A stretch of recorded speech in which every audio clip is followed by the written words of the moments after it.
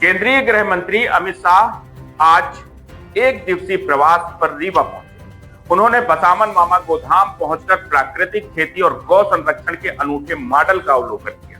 इस मौके पर गृह मंत्री अमित शाह ने अपने संबोधन में कहा कि डिप्टी सीएम राजेंद्र शुक्ल ने उन्हें बसामन मामा गोधाम के बारे में बताया था और तभी उन्होंने यहां आने का संकल्प लिया था। उन्होंने कहा कि आज पूर्व प्रधानमंत्री अटल बिहारी वाजपेयी जी की जयंती है और अटल जी को रीवा बेहद प्रिय था।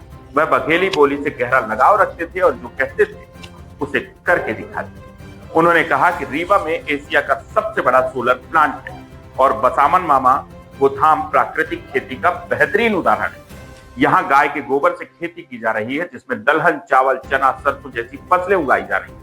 यदि इसे प्रकल्प के रूप में आगे बढ़ाया जाए तो विंध्य क्षेत्र के किसानों की आय में बड़ा इजाफा हो सकता है। उन्होंने कहा कि एक देसी गाय से 21 एकड़ तक बिना रासायनिक खाद की खेती संभव है। केमिकल फर्टिलाइजर से बीपी, शुगर जैसी बीमारियां बढ़ रही हैं। प्राकृतिक खेती न केवल जमीन बल्कि इंसान की सेहत के लिए भी जरूरी है। उन्होंने बताया कि देश में 40 लाख से अधिक किसान प्राकृतिक खेती अपना चुके हैं और उन्होंने खुद भी अपने खेत में इसका प्रयोग किया है। 52 एकड़ में फैला बसामन मामा गौ अभयारण्य अब केवल गायों के रहने की जगह नहीं बल्कि ग्रामीण अर्थव्यवस्था का ग्रोथ इंजन बन गया है। यहाँ इस वक्त 9000 से ज्यादा बेसहारा और बीमार गायों की सेवा 100 से अधिक कर्मचारी कर रहे हैं। कलेक्टर प्रतिभा पाल ने बताया कि गौशाला से निकलने वाले गोबर और गौमूत्र से यहाँ जैविक खाद, गोकास्ट, लकड़ी विकल्प और केनाइल जैसे फिनाइल के रूप में उपयोग किया जाता है। इसके उत्पाद बन रहे हैं। इसे आर्ट ऑफ लिविंग और स्वयंसेवी संस्थाओं की मदद से चलाया जा रहा है। इस अभयारण्य से प्रेरणा लेकर आसपास के 50 गांवों के करीब 5000 किसान प्राकृतिक खेती से जुड़ चुके हैं। प्रधानमंत्री नरेंद्र मोदी के एक एकड़ एक मौसम मंत्र को अपनाते हुए ये किसान अब अपनी फसलों में केमिकल नहीं डाल रहे हैं। इससे लोगों को पौष्टिक अनाज मिल रहा है और जमीन की सेहत में भी सुधार हो रहा है। रीवा से हमारे सहयोगी राजेश मिश्रा के और उनकी उपज शुद्ध होती,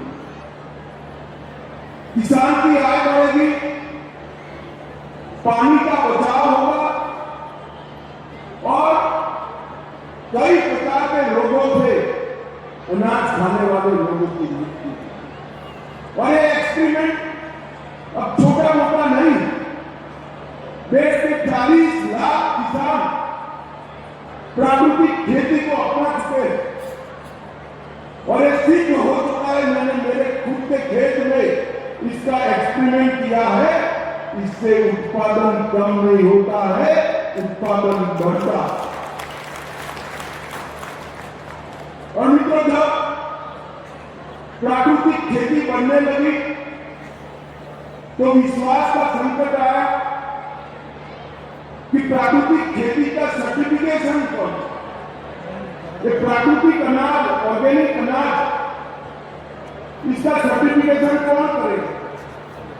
नरेंद्र मोदी जी ने सहकारिता मंत्रालय के माध्यम से 2 बड़ी कोऑपरेटिव इसका काम कर रही है, जो प्राकृतिक खेती की उपज का सर्टिफिकेशन लेबोरेटरी में, विश्व की सबसे आधुनिक लेबोरेटरी में इसका परीक्षण, इसका पैकेजिंग, इसका मार्केटिंग और इसका एक्सपोर्ट करने की व्यवस्था की। और आने वाले दिनों में देश भर में 400 से ज्यादा प्रयोगशालाएं किसान को सर्टिफिकेट देगी कि इसका खेत भी प्राकृतिक है और इसकी उपज भी प्राकृतिक है, जो किसान की आय को लगभग 1.5 गुना बढ़ाए। दुनिया भर में बहुत बड़ा बाजार है प्राकृतिक खेती का। पूरी दुनिया मान चुकी है कि ऑर्गेनिक अनाज खाने से, ऑर्गेनिक खाना खाने से स्वास्थ्य अच्छा रहता है। और दुनिया के बाजार में हमारे किसान का ऑर्गेनिक प्रोडक्ट अच्छे से पहुंच पाए, इसके लिए सर्टिफिकेशन चाहिए, साइंटिफिक टेस्टिंग चाहिए, पैकेजिंग आकर्षक चाहिए और मार्केटिंग की व्यवस्था। तो भूमि परीक्षण से सर्टिफिकेशन देना, उपज का लेबोरेटरी में टेस्ट करके सत्यापन करना और आकर्षक पैकेजिंग और मार्केटिंग और एक्सपोर्ट के माध्यम से किसान की आय बढ़ाने के लिए हम आगे बढ़े हैं। ऐसे छोटे छोटे लाखों निगरान फार्म इस मुहिम को आगे बढ़ा। हम जिस धरती को अपनी मां कहते हैं, इसको सीमेंट कंक्रीट जैसा बना देना कोई बेटे बेटी को शोभा नहीं। इसके प्राकृतिक तत्व को, इसके प्राकृतिक गुण को हमें संभाल कर रखना चाहिए। आज यहां पर 2 एक्सपेरिमेंट हुए हैं, निदर्शन फार्म भी बने हैं। मैं आशा करता हूं कि निदर्शन फार्म रीवा क्षेत्र के हजारों लाखों किसानों के लिए आने वाले दिन में मार्गदर्शन भी करेंगे, पथ प्रदर्शक भी करेंगे। मित्रों, आज निदर्शन फार्म का नाम बसावन मामा के नाम से रखा है, जिन्होंने प्रकृति के लिए अपने प्राण दिए, पीपल के वृक्ष को बचाने के लिए पूरा जीवन खर्च।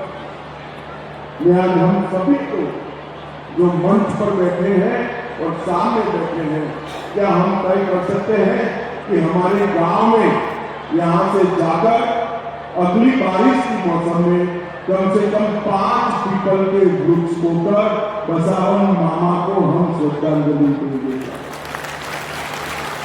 पीपल के वृक्ष से प्रकृति की अनेक प्रकार की सेवा होती है। बोले वाले से 4 गुना आयुष्य वो वृक्ष का होता है। एक रूप से आपके जाने के बाद भी वो पीपल का वृक्ष आपको जिंदा रखेगा। और सबसे ज्यादा ऑक्सीजन का उत्सर्जन करने वाला कोई वृक्ष है, कोई पीपल का वृक्ष होते हैं। और एक पुण्य कार्य भी है। भगवान श्री कृष्ण ने गीता में गाया है कि वृक्षों में मैं पीपल हूं, तो स्वयं विष्णु का वास जिसमें है वो पीपल का वृक्ष है। इसको कोई प्राप्ता भी नहीं। इसलिए वो दीजिए, अपने सर से बड़ा कर दीजिए और 200-300 साल तक धरती माती लोगों की और प्रकृति की सेवा करता है। हम सब आज बसावन मामा को श्रद्धांजलि देने के लिए 5 पीपल के वृक्ष बोकर अपने सर से बड़ा करने का संकल्प कर जाए। और ये जो निदर्शन फार्म बना है वो गौ सेवा करने वालों के लिए, पशुपालकों के लिए और प्रकृति की सेवा करके प्राकृतिक खेती की ओर जाकर समृद्ध बनने वाले किसानों के लिए पथ प्रदर्शक बनता रहे, यही मेरी अभ्यर्थना है। भारत माता की जय, वंदे मातरम।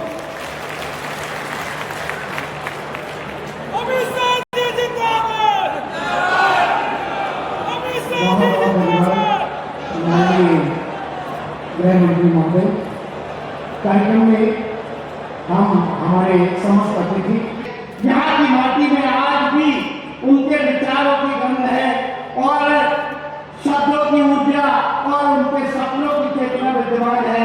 मैं आदरणीय मोहन यादव जी और को इस बात के लिए धन्यवाद देना चाहूंगा कि नरेंद्र मोदी जी के सानिध्य में सरकार की कृषि को लाभ और पर्यावरण के अनुकूल बनाने के लिए आप कई नवाचार कर रहे हैं। अमित शाह जी द्वारा प्राकृतिक खेती और प्रकृति का उद्घाटन एक ऐसा ही प्रयास है जो किसानों को नई दिशा और नई सोच और नई संभावना की तरफ ले जाएगा। प्राकृतिक खेती को बढ़ावा देने के लिए केंद्र सरकार राष्ट्रीय प्राकृतिक खेती मिशन चला रहा है, जो हमारे सहकारिता मंत्री और गृह मंत्री आदरणीय अमित शाह जी के नेतृत्व में चल रहा है। आइए हम सब मिलकर उस प्राकृतिक खेती को आगे बढ़ाएं जिसकी कल्पना हमारे देश के प्रधानमंत्री मोदी जी करते हैं। आने वाले समय में किसान भी समृद्ध हो, हम भी स्वस्थ रहे और अटल जी के सपनों को हम साकार करें। और इसलिए आज हमारे सबके प्रिय अमित शाह जी हमारे बीच में है। मध्य प्रदेश भारतीय जनता पार्टी का अध्यक्ष होने के नाते मध्य प्रदेश में इस पावन प्रकल्प के लिए आपके यहाँ आने का आपका धन्यवाद करता हूँ। उप मुख्यमंत्री राजेंद्र शुक्ल जी सहित पूरी टीम सेक्टर में काफी रुचि रखते हैं हेमंत जी। माननीय डॉक्टर महेंद्र सिंह जी हमारे प्रभारी और सारे जनप्रतिनिधि जो करते समय की कमी है। मैं ज्यादा मेहनत न बोलते हुए माननीय गृहमंत्री जी को बुलाऊंगा। उससे पहले 2-3 मिनट में अपनी बात खत्म करूंगा।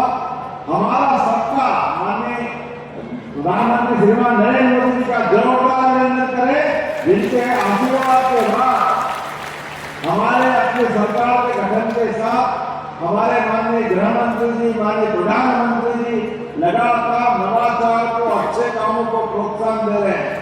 और खास करके बताना चाहूंगा, हमारे प्रदेश के अंदर किसानों की आय बढ़ाने के लिए, दूध का उत्पादन बढ़ाने के लिए भी बनासकांठा से नेशनल डेयरी डेवलपमेंट बोर्ड, और आप सहकारिता मंत्री भी हैं, इस नाते से किसानों की आय खेती की फसल से तो बढ़ना ही चाहिए, लेकिन दूध उत्पादन भी बढ़े। और दूध उत्पादन के आधार पर हर व्यक्ति के जीवन में सुख समृद्धि आए।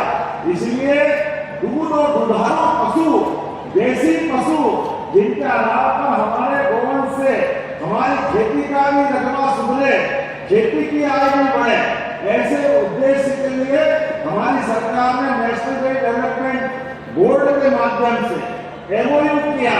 और दूध उत्पादन में भी पशु जिनका दूध ज्यादा उत्पादन होता है, ऐसे कोई काम बढ़ा रहा है। जब हम गौशाला बढ़ा रहे हैं तो घर घर गौपाल, जिनके घर गाय